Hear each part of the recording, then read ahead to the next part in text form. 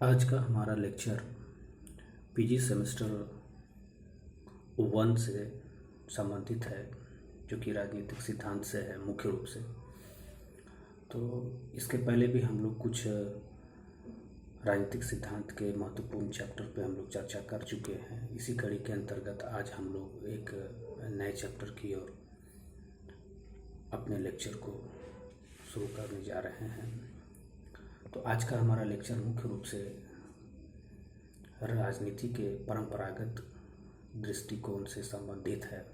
इसके अंतर्गत हम लोग मुख्य रूप से परंपरागत राजनीति के मुख्य क्या क्या उसके आयाम हैं, मुख्य कौन कौन सी बातें हैं इसमें, और दूसरा इसके क्या क्या दृष्टिकोण है या क्या क्या उपागम है, मुख्य रूप से इन्हीं दो बिंदुओं के अंतर्गत हम लोग आज अपने लेक्चर को कवर करने का प्रयास करेंगे। तो जब हम लोग परंपरागत राजनीतिक दृष्टिकोण की बात करते हैं तो इसका शुरुआत मुख्य रूप से हम ग्रीक युग को मान सकते हैं। प्लेटो, एरिस्टोटल के युग से इसकी शुरुआत को हम मान सकते हैं और लगभग सेकेंड वर्ल्ड वॉर तक जो हमारा राजनीति का जो अध्ययन का जो नज़रिया रहा, अध्ययन का जो हमारा जो दृष्टिकोण रहा, वह मुख्य रूप से परंपरागत, ट्रेडिशनल, क्लासिकल, शास्त्रीय भी कहलाता है। तो इसको शास्त्रीय कहने का या फिर परंपरागत कहने के पीछे कुछ बेसिक मान्यताएं, हमें इसको समझना जरूरी हो जाता है। हम देखते हैं कि ये जो हमारा परंपरागत दृष्टिकोण है यह मुख्य रूप से दार्शनिक है, संस्थाओं के अध्ययन पर बहुत ज़्यादा फोकस करता है। इसका अध्ययन का दृष्टिकोण औपचारिक है, ये ज़्यादा से ज़्यादा औपचारिकता पर बल देता है।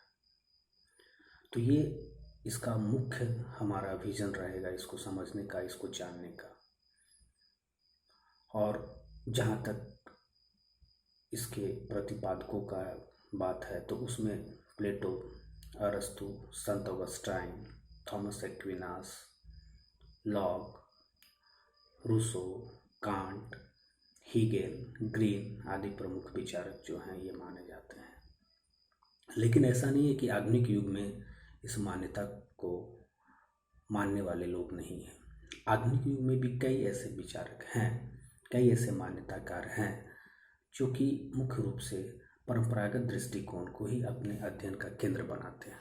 उसमें से हम लियो स्ट्रॉस को देख सकते हैं, एरिक बोगिनल को देख सकते हैं, माइकल ऑक्सफोर्ड हैं, हन्ना अरेंट है। ये सभी ऐसे प्रमुख हैं, विचारक हैं जो कि आधुनिक युग में भी मुख्य रूप से परंपरागत दृष्टिकोण को ही अपने विषय वस्तु में शामिल करते हैं। इस परंपरागत जो हमारा दृष्टिकोण है उसको हम लोग मानकीय उपागम या फिर मानकीय दृष्टिकोण भी कहते हैं। मानकीय दृष्टिकोण कहने के पीछे तर्क यह है कि इसके जो भी सिद्धांतकार हैं, इसके जो भी रचनाकार हैं, उनके विचारों का, उनके आदर्शों का प्रभाव पड़ता है। जो भी वो लोग सिद्धांत निर्माण करते हैं उसमें प्रतिपादकों का खुद का जो उनका मूल्य है, खुद का जो उनका आदर्श है, वो प्रभावित होता है। वो सिद्धांत जो होता है प्रतिपादकों के विचारों से, उनके मूल्यों से, उनकी मान्यताओं से प्रभावित होता है। तो एक तो यह वजह है कि उसको मानकीय उपागम भी कहा जाता है। और जब यहीं से एक बात और हम निकल कर सामने आती है कि ये चूँकि विचारकों से प्रभावित होता है, तो उनके मूल्यों से प्रभावित होता है, तो यह जो है व्यक्तिनिष्ठ होता है। यानी इसका जो दृष्टिकोण है वो सब्जेक्टिव होता है और बहुत ही ज़्यादा वो आदर्श होता है। यहाँ मुख्य फोकस जो होता है किसी भी चीज़ का, जब हम अध्ययन करते हैं तो वह अध्ययन हमारा भविष्योन्मुखी होता है। मतलब कैसा होना चाहिए क्या होना चाहिए, इस बात पर ज़्यादा फोकस होता है, इस बात पर नहीं होता है फोकस कि क्या है। तो यहाँ हम देखते हैं कि एक यदि मान्यता की बात करें तो मानकीय है, वस्तुनिष्ठ है, और दूसरी बात करें तो यह आदर्शी भी है और कल्पनात्मक है। परंपरागत जो हमारा नज़रिया है, जो दृष्टिकोण है, वह आदर्शी और कल्पना पर बेस्ड है। तो यहाँ क्या है कि राज्य को एक नैतिक संस्था माना गया। राज्य कैसा होगा या कैसा होना चाहिए, मुख्य रूप से इसी पर चर्चा किया गया है। कोई भी विचारक हम देख लेते हैं, चाहे प्लेटो हो या संत अगस्टाइन हो या फिर कार्ल मार्क्स की भी यदि हम बात करें, तो उनका सारा जो फिलॉसफी है वो क्या होना चाहिए इस पर ही केंद्रित है। जैसे प्लेटो का हम आदर्श राज्य की ही यदि हम बात करें, या संत अगस्टाइन का हम ईश्वरीय राज्य की बात करें, प्लेटो की साम्यवाद हो या कार्ल मार्क्स का जो साम्यवाद है, वो जो भी है वो सारा का सारा क्या होना चाहिए इसकी वह बात करता है। वो तत्कालिक स्थिति में सुधार की तो बात कर रहा है, लेकिन वह सुधार जो होगा वह मुख्य रूप से वो एक आदर्श और एक कल्पना पर बेस्ड होगा। तो कहने का मतलब सुधार तो हो रहा है, लेकिन जब वो कल्पना और आदर्श पर बात जब होगा तो उसे व्यवहारिक रूप प्रदान करना थोड़ा मुश्किल हो जाता है। अर्थात प्लेटो का वो आदर्श राज्य हो या कार्ल मार्क्स का साम्यवाद हो, उसे व्यवहारिकता के धरातल पर उतारना थोड़ा सा, या कहें तो कठिन है लगभग। तो इस प्रकार से हम देखते हैं कि परंपरागत जो है वह व्यवहारिक बात नहीं करके कल्पना लोग की ज़्यादा, उनकी बातें आदर्शात्मक ज़्यादा बातें रही हैं। साथ ही जो हमारा परंपरागत जो दृष्टिकोण है वह बहुत ज़्यादा विधिक, औपचारिक और संस्थागत अध्ययन पर बल देता था। कहने का मतलब ये है कि यदि हम संस्थात्मक अध्ययन की बात करें तो वो संस्था का वहाँ केंद्र में मुख्य रूप से राज्य रहता था, और राज्य से ही संबंधित जो भी प्रमुख इकाइयाँ थी, जैसे विधायिका, कार्यपालिका, न्यायपालिका, इन्हीं सबों के अध्ययन पर, यानी जो भी राज्य और राज्य से संबंधित जो भी संस्थान हैं, उन्हीं संस्थानों के अध्ययन पर ही और उनके सैद्धांतिक अध्ययन पर ही खास करके इन लोगों ने अपने अध्ययन का केंद्र बनाने का बात किया। और जो उनका एक और हम देखते हैं यहाँ पर आयाम, जो भी उनका अध्ययन का दृष्टिकोण रहा था वह मूल्य सापेक्ष था। उन लोगों ने मूल्यों पर बहुत अधिक बल दिया था, नैतिक मूल्यों की बहुत अधिक बात की। उनके पूरे दृष्टिकोण में इस बात पर पूरा फोकस रहा कि राज्य या राज्य से संबंधित जो भी संस्थाएं हैं वो कैसे बेहतर से बेहतर और कैसे मूल्य के आधार पर बेहतर जो है काम कर सकें।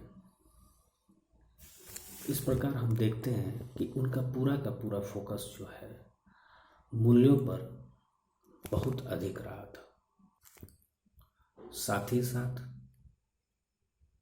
ये तत्कालिक समस्याओं के वर्णन पर ज़्यादा बल देते थे, यानी विश्लेषण से इनका कोई ज़्यादा संबंध नहीं रहा। वो समस्या समाधान का बहुत ज़्यादा प्रयास करने, उनका समाधान, समस्या का जो भी समाधान है उसको बहुत ज़्यादा ये लोग समाधान करने का प्रयास नहीं किए। ये मुख्य रूप से जो तत्कालिक स्थिति है उसी का ये वर्णन करने पे मुख्य रूप से अपना ध्यान इन्होंने लगाया।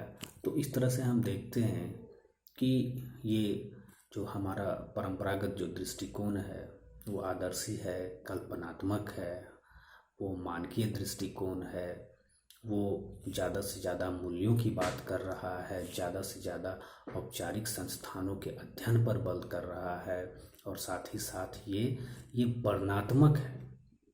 ये घटनाओं के, ये तत्कालिक परिस्थितियों के वर्णन पर ही मुख्य रूप से, न कि उसका विश्लेषण कर कोई समस्या समाधान का ये प्रयास नहीं कर रहे हैं, केवल और केवल ये वर्णन कर रहे हैं।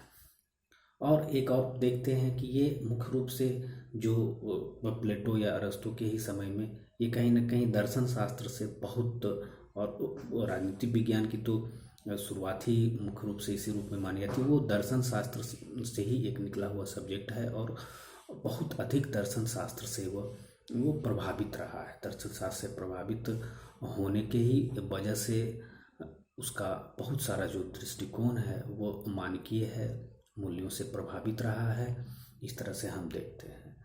और एक और दृष्टिकोण जो है इसका, और या ये विशेषता बोले तो उसमें हम पाते हैं कि यह जो है बहुत अधिक जो है ये व्यक्तिनिष्ठ है। इसके अध्ययन का दृष्टिकोण जो है वो व्यक्तिनिष्ठता से संबंधित है। तो व्यक्तिनिष्ठता का सीधा आशय यह है कि जो भी इसके प्रतिपादक रहे हैं उनका खुद का विचार, उनका खुद का एक्सपीरियंस जो है बहुत ज़्यादा प्रभावित रहा है उनके समय से, उनके अनुभव से कहा जाए तो। जैसे ही हम हॉब्स को लेते हैं तो हॉब्स जो है तत्कालिक गृह युद्ध की परिस्थिति को देखता है। उस गृह युद्ध की परिस्थिति के ही आधार पर जो है उसके प्रभाव के कारण ही वह बोलता है कि एक निरंकुश राजतंत्र जो है वह बहुत ज़्यादा जो है कारगर होगा तत्कालिक, खास करके जो इंग्लैंड की जो परिस्थिति थी उसके लिए वह निरंकुश राजतंत्र की वो बात करता है। एक और इसकी मान्यता की बात करें, परंपरागत दृष्टिकोण की एक और मान्यता की बात करें तो यह मुख्य रूप से हम कह सकते हैं थोड़ा सा निगेटिव पॉइंट ऑफ व्यू से कि यह थोड़ा सा संकीर्ण था अपने अध्ययन में और संकुचित दृष्टिकोण से प्रभावित रहा था। कहने का मतलब यह है कि इसका अध्ययन का दायरा मुख्य रूप से जो था वह यूरोपियन कॉन्टेक्स्ट में ही ये ज़्यादा था, मतलब पाश्चात्य जगत से ही ज़्यादा इसका संबंध रहा है। थर्ड वर्ल्ड के देशों से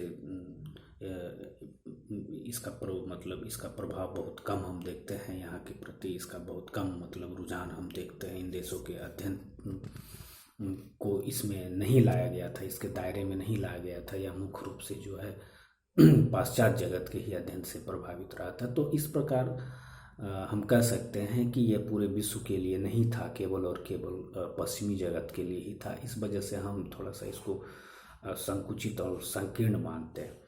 तो इस प्रकार हम कह सकते हैं कि जो हमारा परंपरागत अध्ययन पद्धति रहा है या ट्रेडिशनल या क्लासिकल जो हमारा राजनीतिक विज्ञान का जो मुख्य, यदि हम विशेषता मुख्य मान्यताओं की बात करें तो यह मानकीय है। ये फैक्ट पर बल नहीं देता है, फैक्ट के जगह जो है वह हम मूल्यों की बात कर रहा है और आदर्श और कल्पनाओं पर बहुत ज़्यादा ये फोकस कर रहा है। साथ ही साथ हम देखते हैं कि यह संस्थाओं औपचारिकता पर बहुत अधिक ये जो है बात कर रहा है। और उसके अलावा जो है यह जो है सब्जेक्टिव है, अपने अध्ययन में जो है इसका जो नज़रिया है वो सब्जेक्टिव विशेष है। और जो है जो वो प्रभावित होता है, जो उसके जो विचारक हैं जो विचार देते हैं उनके विचारों से वो बहुत जो समय और परिस्थिति के अनुसार जो है वो बहुत ज़्यादा प्रभावित होता है। और साथ ही साथ देखते हैं कि यह जो है एक संकीर्ण और संकुचित जो है अपने विशेषताओं को अपने अंदर समाहित किए हुए। तो इस प्रकार से हम अब आगे जब अध्ययन की बात करते हैं तो राजनीतिक जो हमारा परंपरागत दृष्टिकोण है उसके उपागमों की अब हम लोग चर्चा करेंगे। इसके बहुत सारे उपागम भी हैं कि क्या क्या तरीका है हमारा परंपरागत। तो उसमें बहुत सारे उपागम हैं, जैसे दार्शनिक उपागम है, ऐतिहासिक उपागम है, वैधानिक उपागम है, तुलनात्मक है। तो इस तरह से बहुत सारे हैं, तो हम लोग एक एक करके इसकी चर्चा करेंगे कि क्यों। तो आइए हम लोग सबसे पहले जो है वो दार्शनिक उपागम के बारे में हम लोग चर्चा करते हैं। तो जब हम दार्शनिक उपागम फिलोसफिकल अप्रोच की जब हम बात करते हैं तो ये देखते हैं कि यह हमारा जो है ये सबसे प्राचीन उपागम है।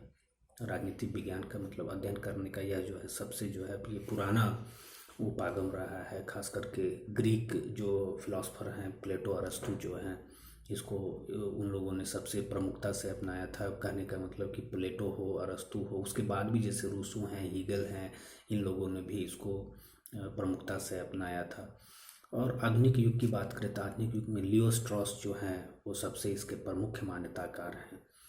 और लियो स्ट्रॉस का मानना था कि जो दर्शन का जो मुख्य उद्देश्य रहा है वो मुख्य रूप से विजडम रहा है। बुद्धि जो है वो उन्होंने बुद्धि को ही मुख्य रूप से अध्ययन का केंद्र बनाया, यानी बुद्धि को, ये ज्ञान को हम कैसे ज़्यादा से ज़्यादा डेवलप कर सकें। इस प्रकार हम देखते हैं कि जो लियो स्ट्रॉस जो हैं उन्होंने प्रत्येक राजनीतिक और सामाजिक घटनाओं का जो है उन्होंने पुष्टि जो है नैतिकता और मूल्यों के आधार पर किया था, करने का प्रयास किया था।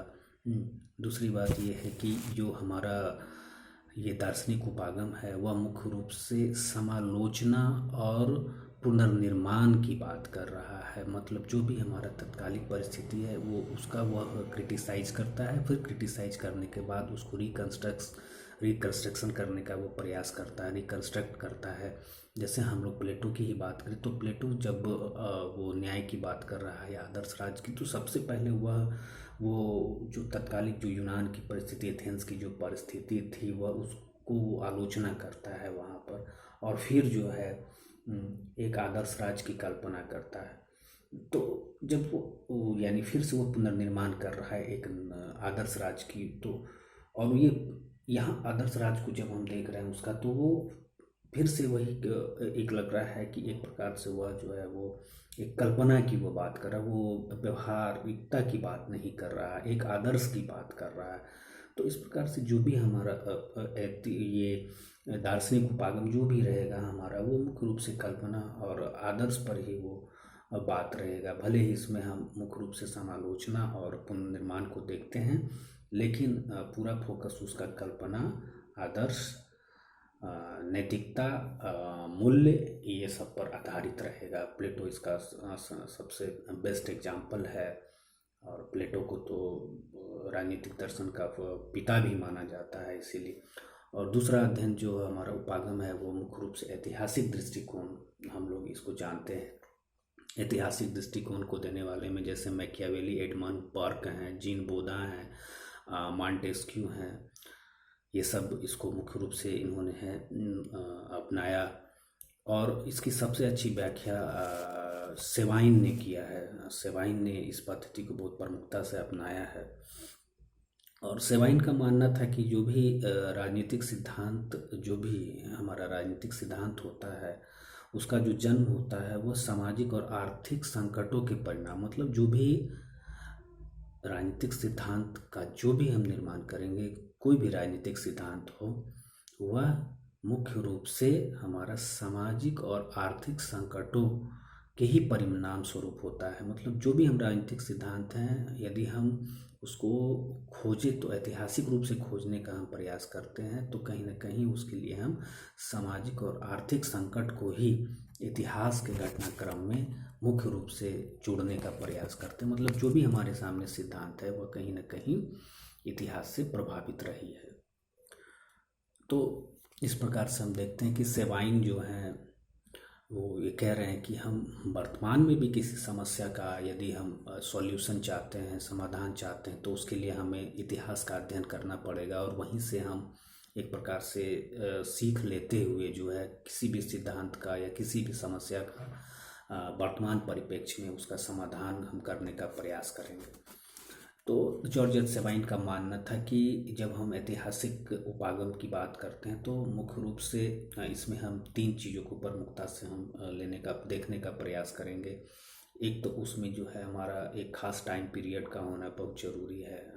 एक विशेष काल क्रम के अनुसार ही है जो है हम उस परिस्थिति का अध्ययन कर सकते हैं। दूसरा, स्थान बहुत ज़्यादा, वो किस स्थान पे वो घटना से संबंधित रहा है वो, और एक सिचुएशन जो है हमारा, एक परिस्थिति क्या रहा था, ये सब आधार पर ही जो है हम ऐतिहासिक उपागम को अच्छी तरह से समझ सकते हैं। मतलब ऐतिहासिक उपागम को समझने के लिए काल का, यानी समय का, स्थान का और परिस्थिति का, ये तीन चीज़ की भूमिका बहुत ही ज़्यादा महत्वपूर्ण रही है। और साथ ही साथ सेबाइन का उन्होंने कहा कि जब हम पूरे इतिहास का अध्ययन करके एक राजनीतिक दृष्टिकोण से जब हम अध्ययन करते हैं पूरे इतिहास का, तो मुख्य रूप से उन्होंने दो कालखंड को सबसे ज़्यादा इम्पोर्टेंट दिया। एक तो ग्रीक फेज, प्लेटो और अरस्तु का जो रहा है उसका, और दूसरा जो है उन्होंने 16वीं से 18वीं शताब्दी जो रहा मुख्य रूप से, जिसमें कि हमारा कह सकते हैं कि वो हॉब्स, लॉक, रूसो का जो फेज रहा था, तो इस फेज को उन्होंने सबसे ज़्यादा महत्वपूर्ण दिया था। हालांकि बाद में जाकर के बहुत सारे ऐसे आलोचक हुए, उसमें से खास करके डेविड ईस्टन भी हमारे प्रमुख थे, जिन्होंने इसी के आधार पर खास करके जो सेबाइन का जो इतिहासवाद का जो या ऐतिहासिक जो उपागम था, उसी को उन्होंने मुख्य रूप से आलोचना किया था, जिसका कि हम चर्चा कर भी चुके हैं अपने एक और लेक्चर में, जो राजनीतिक सिद्धांत के पतन से संबंधित है। तो ये सारा जो है यहीं से कहीं ना कहीं निकल करके सामने आता है। एक और हम उपागम की चर्चा करें तो एक देखते हैं कि कानूनी या वैधानिक दृष्टिकोण है। इसको भी मानने वाले में मुख्य रूप से सिसरो हैं, जीन बोदा हैं, हॉब्स हैं, बेंथम है, ऑस्टिन है, डाइसी हैं, ये सारे हैं जो कि मुख्य रूप से कानूनी या विधिक उपागम की बात करते हैं। तो इस दृष्टिकोण वाले का कहना यह है कि राज्य वह प्रमुख संस्था है, राज्य वह प्रमुख संस्था है जो मुख्य रूप से कानून को बनाता भी है और उसको कानून को लागू भी करवाता है। इसलिए जब भी हम अध्ययन करें राजनीतिक विज्ञान का, तो हमें इसी वैधानिक दृष्टिकोण से ही राज्य का अध्ययन करना जरूरी है कि राज्य कानून जो बना रहा है और किस प्रकार से उसका क्रियान्वयन कर रहा है। तो इस प्रकार से हम देखते हैं कि एक और राजनीति के परंपरागत जो दृष्टिकोण है उसको समझने के लिए जो है खास करके, जिसमें सिसरो, बोदा, हॉब्स, बेंथम, ऑस्टिन ये सब प्रमुख रहे हैं, वो राज्य को वैधानिक या फिर कानूनी रूप से समझने का प्रयास किया है। बिलोबी और डिग्विट का भी नाम बहुत प्रमुख है, उन्होंने इसको बहुत प्रमुखता से अपनाया है। एक और बात करें तो एक संस्थागत दृष्टिकोण है। संस्थागत दृष्टिकोण भी कहीं न कहीं